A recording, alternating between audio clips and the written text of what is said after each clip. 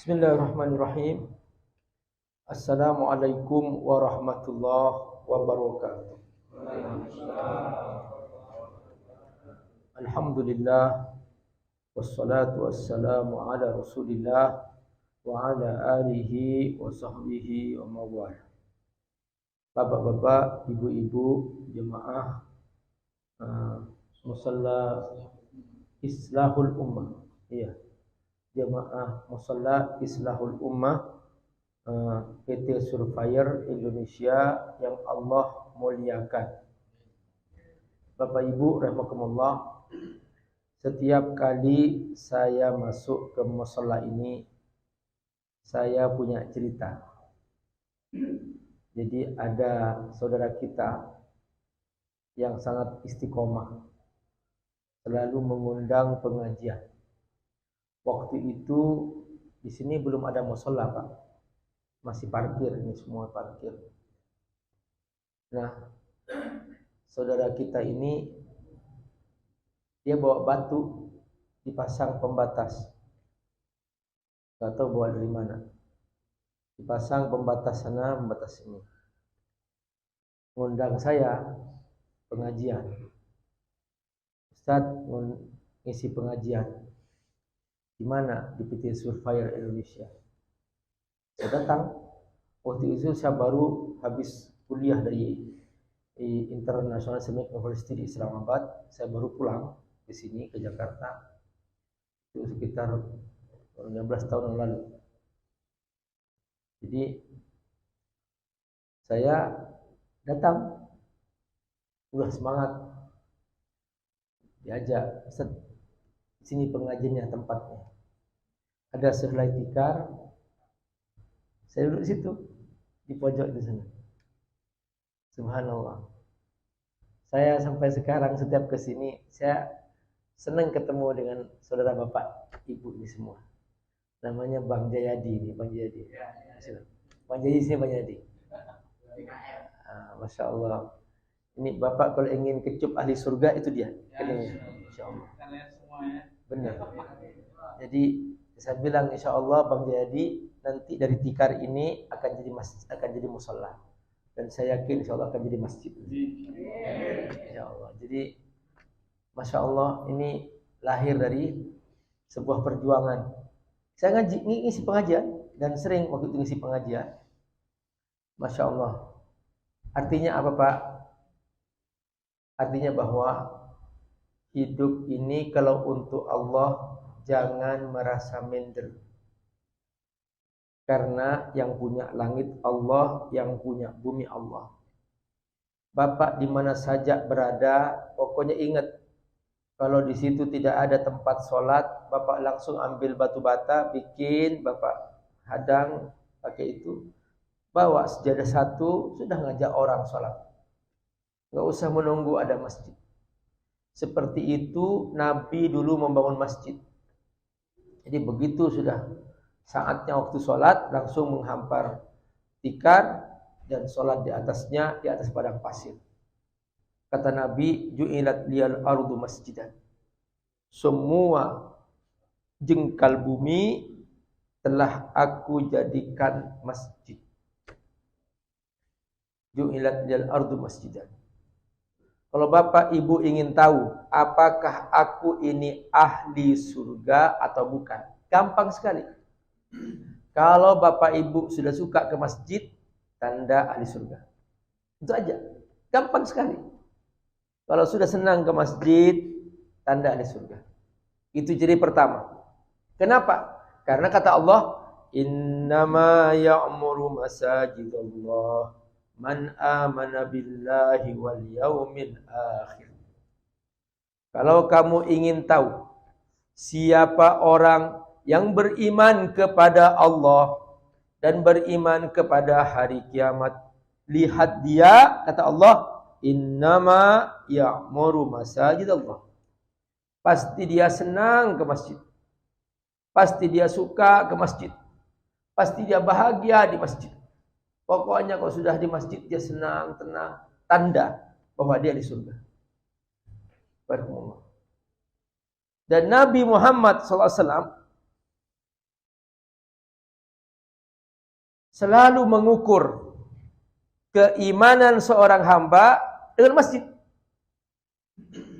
Misalnya, Nabi kalau ragu apakah si fulan ini seorang muslim atau bukan, atau munafik. Karena di zaman Nabi bercampur antara orang yang beriman, antara orang yang munafik, itu gabung. Mereka gabung di situ. Yang munafik itu ikut juga, ikut sholat, tapi kadang-kadang nggak sholat. Nah, gampang. Nabi cara mengukurnya di masjid.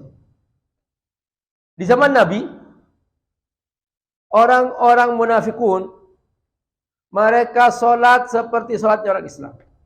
Mereka ikut bersama orang Islam. Tapi pada saat-saat tertentu, mereka menghindar. Pas sholat zuhur, ikut sholat jamaah sholat zuhur. Pas sholat asar, ikut jamaah sholat asar. Pas sholat isya, menghilang. Menghilang, nggak ada di masjid. Nabi sudah ragu tuh. Ini fulan, apakah muslim atau munafik? Habis sholat isya, Nabi berdiri, Nabi ngecek. Aina fulan bin fulan? Mana fulan bin fulan? Sahabat menoleh ke kanan, ke kiri, depan, belakang. Menjawab, la yujad Rasulullah, tidak ada. Langsung Nabi yakin dia munafik. Subuhnya Nabi cek lagi. Habis salat subuh, Nabi berdiri lagi. Aina fulan bin fulan? Mana fulan bin fulan? Kanan, kiri, depan, belakang. Enggak ada. Langsung Nabi bersabda, laisa salatun asqal al munafiqin min salatil isya wal fajr jama'atan fil masjid. Kalau kamu ingin tahu siapa orang munafik, dia tidak suka salat berjamaah di masjid isya dan subuh. Zuhurnya mungkin dia ikut, asar mungkin ikut, maghrib mungkin ikut, pas isya dan subuh hilang. Kata Nabi, law ya'lamuna ma fil atamati wa subhi. Kalau mereka tahu bagaimana keutamaan, pahala besar, keagungan, kemuliaan bagi orang yang ikut salat berjamaah di masjid, terutama salat isya dan subuh, la atauhuma walau habwan lasalas. Niscaya mereka akan merangkak, mereka akan datang ke masjid sekalipun harus merangkak di atas salju. Salju kan sangat dingin, Pak. Salju itu sangat dingin. Jadi orang tuh berat untuk melangkah di salju, apalagi merangkak. Tapi kata Nabi, kalau dia tahu bagaimana agungnya, besarnya salat isya dan subuh berjamaah di masjid, dia akan datang sekalipun harus merangkak di atas salju. Bapak Ibu rahimahullah, ini bukti keimanan kita bahwa masjid adalah tempat perjuangan kita. Di masjid kita membuktikan bahwa kita punya iman kepada Allah. Innama ya'muru masajidallah man amana billah wal yawmil akhir. Pasti kata Nabi, kata Allah, orang yang beriman kepada Allah dan beriman pada hari kiamat pasti akan meramaikan masjid. Kenapa Allah hubungkan antara man amana billah wal yawmil akhir? Beriman kepada Allah hari kiamat. Allah hari kiamat. Kenapa? Allah tujuan kita. Semua kita pasti akan kembali kepada Allah. Allah ghayatuna. Allah tujuan kita. Tidak ada seorang pun yang bisa menghindar dari Allah. Yang masuk surga akan melihat Allah. Wujuhu yawma idzin nadhirah ila rabbiha nadhirah. Di hari kiamat nanti yang masuk surga, di surga akan melihat wajah Allah Subhanahu wa taala. Kata Nabi, suatu hari bersama sahabat-sahabatnya ketika melihat bulan purnama, Nabi menceritakan, "Satarawna rabbakum." Kamu akan melihat Allah Tuhan kamu. Kama tarawna hadzal badr. Seperti matamu melihat bulan purnama tanpa silau sama sekali. Jelas melihat wajah Allah Subhanahu wa taala. Itu kebahagiaan. Nah, ternyata berpullah, man amana billah, orang yang beriman kepada Allah, maka dia rindu ingin ketemu Allah. Caranya bagaimana? Gampang. Ke masjid. Di dunia ke masjid. Nanti otomatis langsung Allah mudahkan ke surga. Bapak-bapak mungkin punya masalah. Masalah kebahagiaan rumah tangga. Kenapa aku gak bahagia? Masalah rezeki. Kenapa aku rezeki selalu merasa sulit? Di rumah. Kenapa anakku nakal? Solusinya satu, Pak. Bapak gak usah sibuk-sibuk, pusing, mencari psikiater, datang ke ahli psikologi, konsultasi sana, konsultasi sini. Bukan itu solusinya, Pak. Bapak ke masjid, ajak anak ke masjid, biasakan hidup ke masjid, anak akan berubah sendiri. Akhlaknya akan berubah, pribadinya akan berubah. Jadi persoalan hidup itu dari masjid. Nabi ketika hijrah ke Madinah, yang pertama kali Nabi bangun masjid. Sampai di Kuba, Nabi membangun masjid. Makanya Nabi paling suka Masjid Kuba. Sekalipun Nabi sudah membangun Masjid Nabawi, Nabi masih menyempatkan diri setiap hari Sabtu dari Masjid Nabawi berangkat dalam keadaan berwudu, terus pergi ke Masjid Kuba. Hanya sholat 2 rakaat. Setelah itu Nabi balik lagi ke Masjid Nabawi. Kata Nabi, man tatahhara fi bait, siapa yang mengambil air wudu bersuci di rumahnya, tsumma shalla rakaatain fi Masjid Kuba, lalu berangkat ke Masjid Kuba salat 2 rakaat, kana ka umrah, dapat pahala umroh. Di Madinah, Pak, di Madinah enggak ada Ka'bah, ada pahala umroh. Gampang, berwudu, berangkat ke Masjid Kuba, selesai 2 rakaat, dapat pahala umroh. Subhanallah. Jadi makanya kalau di Madinah, insyaallah mudah-mudahan Bapak Ibu semua dimudahkan ya Allah berangkat ke tanah suci, bertawaf di Mekah, bersa'i di tempat sa'i, dan bertahallul. Lalu Bapak berangkat ke Madinah, mengunjungi rumah Rasulullah SAW, bersujud di Raudhah. Lalu Bapak sempatkan ke Masjid Kuba, salat 2 rakaat di sana, insyaallah Pak. Insyaallah itu pemandangan tak terhingga. Kerinduan yang kita hajatkan kepada Allah SWT selalu kita panjatkan, kita mohon. Karena apa? Karena di situ ada masjid yang dibangun Rasulullah SAW. Begitu Nabi sampai di Madinah, yang pertama kali Nabi bangun masjid. Tapi yang menentukan tempatnya unta. Jadi pas Nabi sampai di Madinah, di atas untanya Nabi, para sahabat datang berkerumun. Tala'al badru alaina min saniyatil wada, wajaba syukru alaina mada'a lillahi da. Semua sahabat datang, wahai Rasul, ayo wahai Rasul, nginep di rumahku wahai Rasul, di rumahku wahai Rasul. Semua berlomba-lomba. Nabi turun, memilih rumah Abu Ayyub Al-Ansari radhiyallahu anhu. Untanya masih berdiri. Sahabat berebut ingin ikat unta. Kata Nabi, "Da'ha fa innaha ma'mura." Biarkan unta ini berjalan, nanti di mana dia duduk itu perintah Allah Subhanahu wa taala. Unta berjalan. Sahabat melihat langsung unta berjalan. Begitu sampai di sebuah tempat, dia duduk di situ. Nabi langsung bertanya, "Liman hadil buq'ah?" Siapa yang punya sepetak tanah ini? Kata para sahabat, "Lil yatim," untuk anak yatim. Ini yang punya anak yatim wahai Rasul. Kata Nabi, "Mana anak yatimnya?" Nabi langsung membelinya dan membayarnya. Setelah membeli membayarnya, di atasnya itu dibangun Masjid Nabawi. Ternyata apa, Pak? Ternyata sepetak tanah itu Allah sudah menyiapkan bahwa di atas sepetak itu ada kebun di antara kebun surga. Makanya Nabi langsung membangun rumah di ujung kebun itu dan meletakkan mimbar di ujungnya.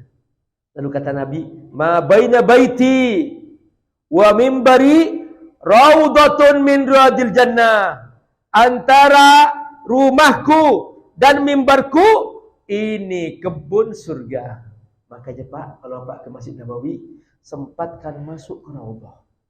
Ya Allah Pak, untuk laki-laki memang antriannya luar biasa. Bapak sabar, pakai lapis kain, buka satu sekat, masuk Bapak. Sekat kedua masih ditutup, sekat ketiga, sekat keempat. Seperti itu, Bapak langsung bisa masuk. Kalau ternyata Bapak ingin berlama-lama di raudhah, bangun jam 2 malam, Bapak masuk ke sana, langsung Bapak enggak keluar-keluar sampai subuh, bahkan sampai pagi, Bapak enggak keluar-keluar. Bapak duduk di situ, sujud kepada Allah Subhanahu wa taala. Bapak sampai bosan berdoa, enggak tahu bingung mau minta apa. Di situ enggak diusir-usir. Bapak bingung mau apa, sampai ada jemaah itu dia itu duduk aja di situ bingung atau mau minta apa, sudah diminta semua katanya sudah. Makanya dia tidur di situ. Waduh, Bapak Ibu rahimakumullah. Kalau sampai di sana jangan berlama-lama, kalau sudah waktunya keluar. Kasihan yang lain, mereka bayar tiket mahal-mahal ingin ke raudhah juga. Jadi Bapak Ibu rahimakumullah, itu kebun di antara kebun surga. Semua ulama hadis mereka sempat membahas panjang lebar tentang apa ini kebun ini. Hal hadhihi raudhah hiya raudhah haqiqiyah am ramziyah? Apakah ininya simbol, kebun simbol atau kebun sebenarnya? Hampir semua ulama sepakat hadhihi raudhah hiya al-haqiqiyah wa satu'adu fi yaumil qiyamah ila makaniha fil jannah. Dia benar-benar kebun surga, dan nanti di hari kiamat ketika bumi sudah oleh Allah digulung, sudah habis, ini sepetak tanah ini diangkat oleh Allah ke langit dan dikembalikan ke tempatnya di surga. Subhanallah Pak. Ini Allah yang milih tempat. Allah yang milih tempat bumi ini. Makanya masjid ini, mushola ini, saya yakin Bapak tiap hari sholat di sini, insya Allah Allah berkahi. Karena ini dimulai dengan sebuah hati, sebuah niat yang kuat dari saudara Bapak. Masya Allah, dia sabar membawa batu bata, dia pasang di pojok-pojoknya supaya nggak dipakai parkir. Dan ada selai tikar waktu itu, saya masih ingat tikarnya, warna coklat, nggak ada catnya. Saya duduk di situ, saya ngajar kitab Riyadhus Shalihin waktu pertama-tama saya di sini. Masya Allah, dan masih ada kitab Riyadhus Shalihin di sini, masih ada. Pak, benar. Subhanallah. Terima kasih Bang Jayadi, semoga Allah berkahi. Mudah-mudahan Allah kuatkan antum di sini. Mudah-mudahan bapak-bapak di sini semua nanti kalau antum masuk surga duluan, tolong cari wajah-wajah ini. Tolong cari wajah-wajah saya, wajah bapak-bapak ini semua. Ini sahabat antum. Insya Allah. Ini sahabat antum semua. Masya Allah. Ini semua mencintai Allah, sabar, dan bapak mencintai majlis taklim. Masya Allah, kata Nabi, man salaka tariqan yaltamisu fihi ilman sahalallahu lahu tariqan al-jannah. Siapa yang suka mencari ilmu, tanda bahwa dia masuk surga. Tadi masjid. Yang kedua, senang majlis taklim. Ada ilmu, senang suka. Masya Allah, tanda bahwa itu ada surga. Pokoknya ketika hatinya sudah senang mencari ilmu, tanda bahwa dia ahli surga. Subhanallah.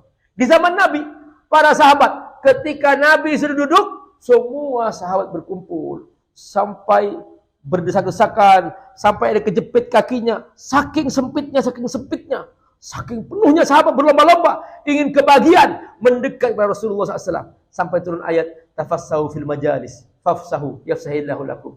Kamu jangan terlalu bersempit-sempit, buka sedikit biar bisa bernafas teman kamu, kata Allah dalam Al-Quran. Allah turunkan supaya kita saking penuhnya yang mencari ilmu. Itu apa?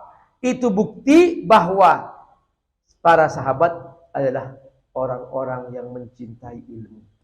Dan karena ini Bapak Ibu rahimakumullah, Allah Subhanahu wa taala memuliakan orang-orang yang suka mencari ilmu. Yarfa'illahu alladhina amanu minkum. Allah akan mengangkat derajat orang yang suka mencari ilmu. Walladzina utul ilma darajat.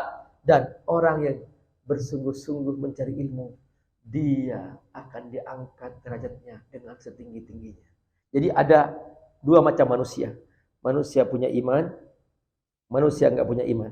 Tolong diingat, manusia punya iman, manusia enggak punya iman. Yang enggak punya iman udah hina. Siap-siap masuk neraka. Mau kemana Pak? Siap-siap masuk neraka. Gitu aja. Karena di hidupnya sudah hanya maksiat, dosa, enggak ada iman sama sekali.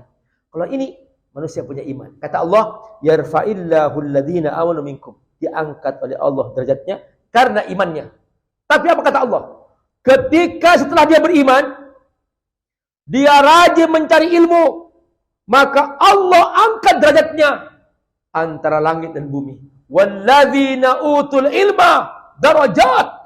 Dia derajatnya dibanding dengan orang yang tidak mencari ilmu setinggi langit dan bumi. Dua orang sama-sama sholat, softnya sama. Yang satu suka mencari ilmu, yang satu enggak suka. Kata Nabi, ini derajatnya beda.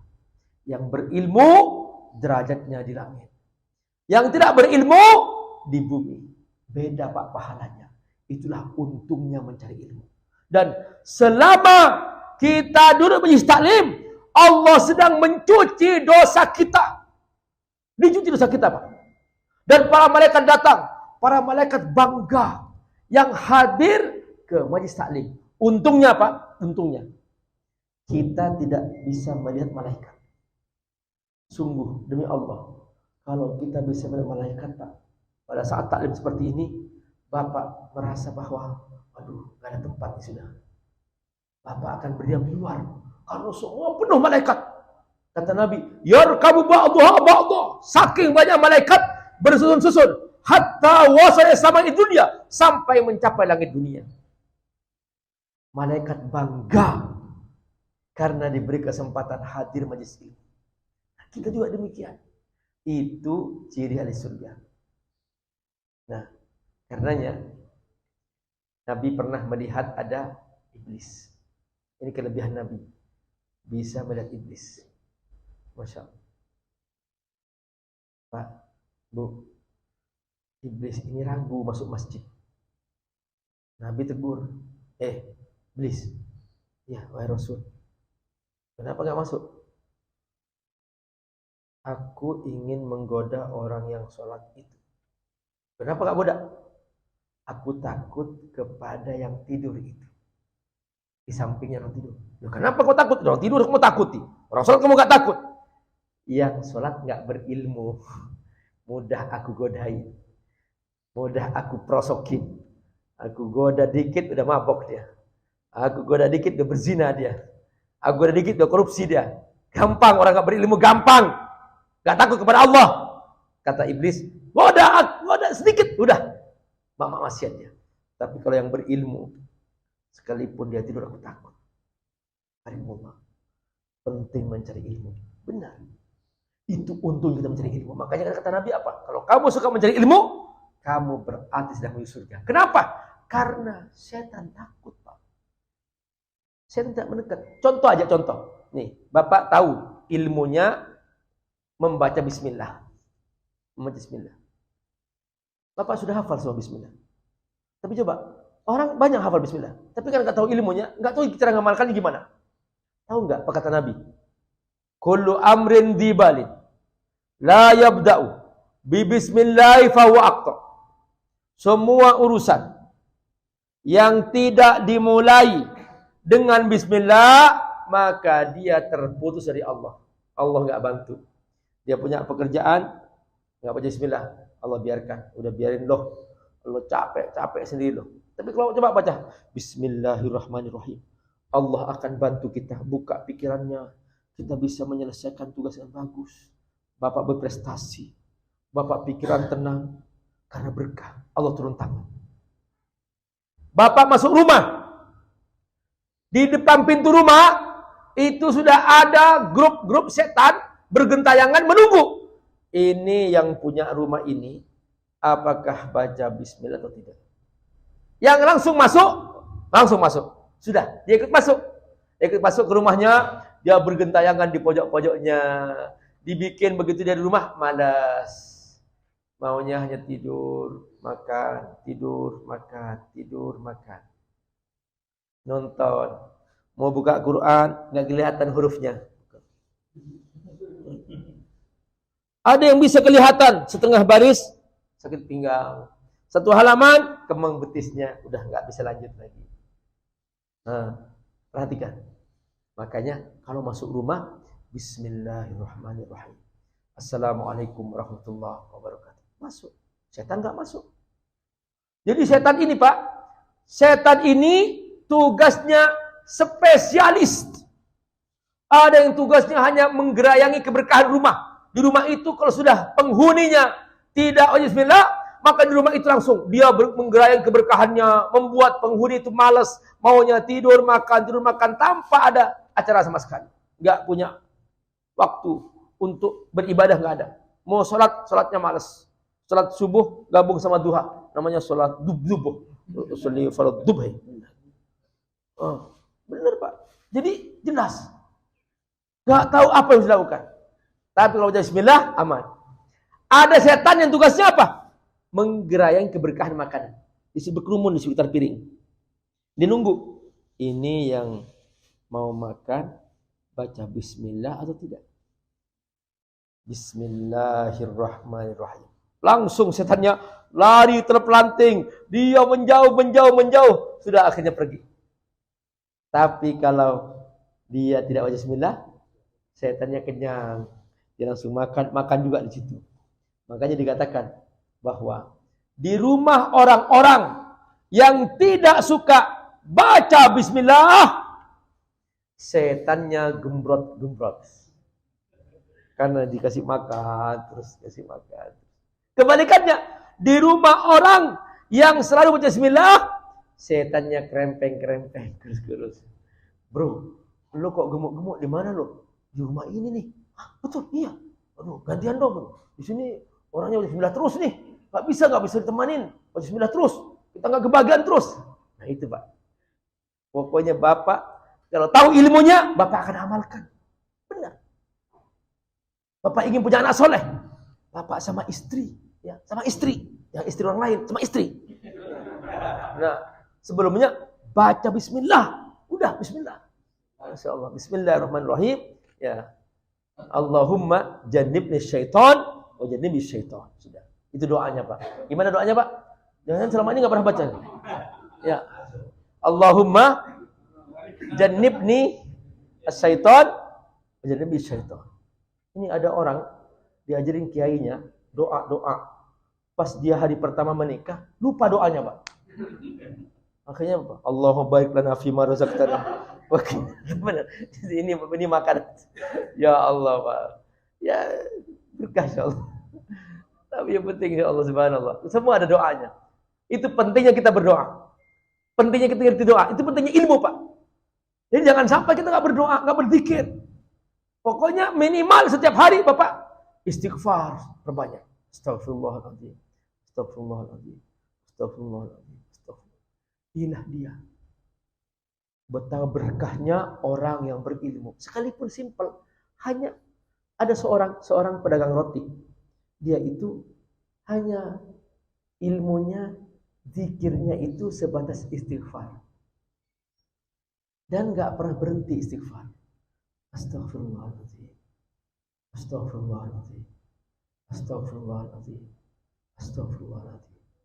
Pak, hari itu tiba-tiba Imam Ahmad bin Hanbal, ya ada 4 imam, Abu Hanifah, Imam Malik, Imam Syafi'i, Imam Ahmad bin Hanbal. Ini ulama mazhab Arab yang keempat. Imam Ahmad bin Hanbal tiba-tiba dia kok terdampar di sebuah perkampungan. Mau tidur di masjid nggak boleh. Istirahat di emperannya diusir oleh petugas masjid, nggak boleh. Nah, mereka nggak tahu siapa ini orang. Nah, di depan masjid ada penjual roti. Imam Ahmad minta izin, Pak, malam sangat dingin, boleh numpang nginep di sini Pak? Oh silakan tidur. Dia istirahat di situ. Penjual roti, dia membuat roti biasa Pak. Roti itu roti yang besar tuh Pak, bundar. Kalau Bapak ke Mekah lihat tuh roti besar. Itu Pak kalau kering kena kepala benjol. Ya, itu saking kerasnya itu roti. Dan tapi kalau lembut enak banget. Kalau lembut enak, itu roti tamis. Masya Allah. Nah, dia pembuat roti. Imam Ahmad pas mau berbaring, dia mendengar dari mulut pembuat roti, astagfirullahaladzim. Sambil mengadon, astagfirullahaladzim, astagfirullahaladzim. Sambil menimpelan rotinya, astagfirullahaladzim, astagfirullahaladzim, astagfirullahaladzim. Ahmad terbangun. Wahai pembuat roti, sejak tadi aku berbaring di sini, aku tidak pernah terputus mendengar dari lisanmu itu ucapan istighfar, astagfirullahaladzim. Aku yakin bahwa semua hajatmu sudah terpenuhi. Dia nggak kenal siapa orang ini.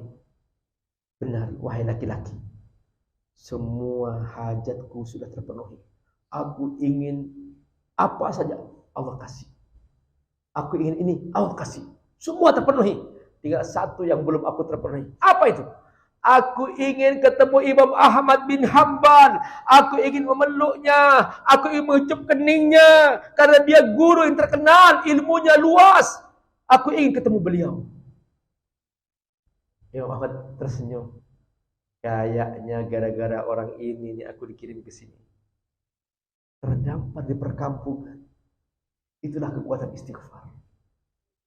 Istighfar luar biasa, Pak. Itu pentingnya ilmu. Jadi ilmu itu kalau sudah Bapak tahu, Bapak akan mengamalkan. Nanti ini sudah tahu berapa? Bismillah. Yang kedua, istighfar. Pokoknya jangan lepas. Kalau sudah bismillah, udah aman, Pak. Semua hidup akan aman. Kalau sudah istighfar, Bapak ingin punya harta, Allah kasih. Baca istighfar sebanyak-banyaknya. Ada seorang, dia itu 15 tahun menikah, nggak punya anak. Datang ke Imam Hasan Basri. Ya Imam, ya. Aku sudah menikah 15 tahun, belum punya anak. Istighfirullah, baca istighfar. Semua istighfar, suami istri. Astagfirullah, setiap hari. Istighfar, sebanyak-banyaknya. Masya Allah istighfar. Benar Pak. Tahun berikutnya, dia bawa omongan. Imam, saya dapat anak, Alhamdulillah.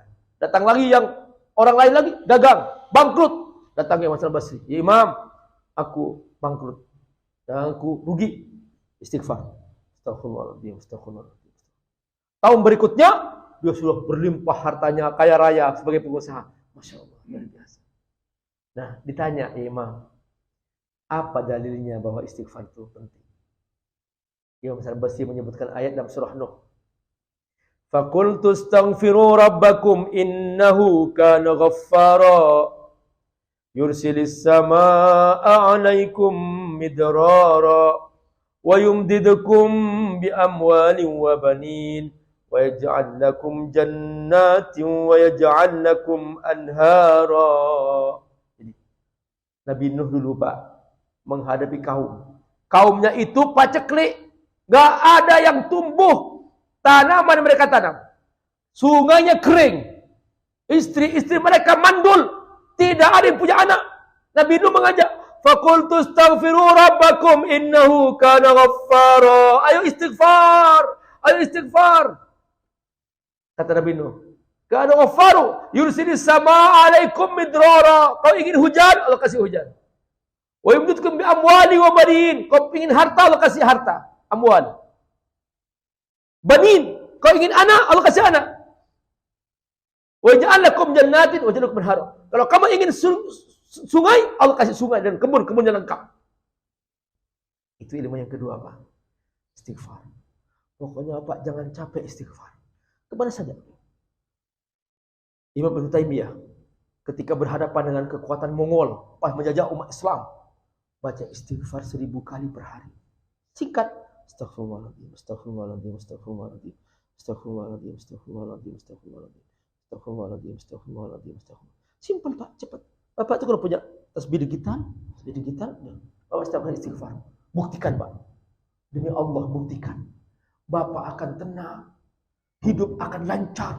Persoalan akan selesai. Masuk rumah bahagia. Istri beristighfar, bapak beristighfar, anak beristighfar, berkumpul semua keluarga bahagia hanya dengan istighfar.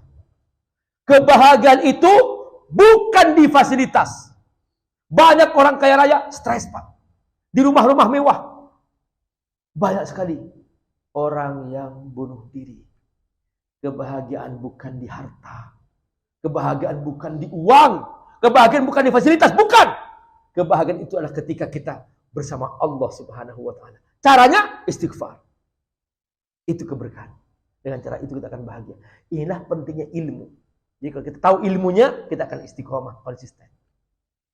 Nah, dalam Al-Qur'an Allah kasih 2 surah. Pertama, surah dengan nama binatang, tapi binatang ini istiqomah. Kedua, surah dengan nama binatang juga, tapi binatang ini adalah bejat, rusak. Yang istiqomah, yang konsisten, namanya surah An-Nahl. Lebah. Bapak tahu hidup lebah. Lebah selalu konsisten. Menjaga kebersamaan. Bersama-sama membuat rumah diagonal yang rapi sekali dan kokoh. Dan berjuang bersama-sama. Untuk niat yang sama, visi yang sama. Yaitu apa? Tidak akan pernah hinggap kecuali tempat yang baik. Tidak akan pernah mengambil kecuali yang terbaik. Dan tidak akan pernah memberi kecuali yang terbaik. Perhatikan. Hinggap, mengambil, memberi. Ini hidup.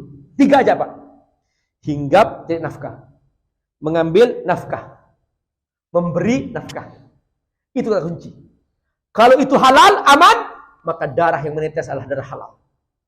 Dan pribadi itu akan menjadi pribadi yang konsisten, istiqomah mentaati Allah. Lebah, hinggap tempat terbaik, ngambil saripati.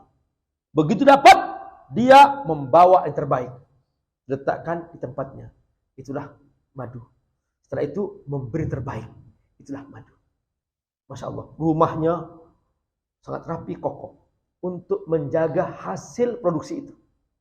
Maka sama, orang yang punya visi jelas mentaati Allah tidak akan pernah datang kecuali ke tempat yang Allah sukai, masjid, dan tidak akan pernah mengambil kecuali yang Allah halalkan, nafkah, dan tidak akan pernah memberi kecuali yang terbaik. Itulah dia hadiah untuk keluarga. Dan orang seperti ini hidupnya pasti berkah. Kebalikannya, barakallahu, surah yang isinya fitnah dari awal sampai akhir.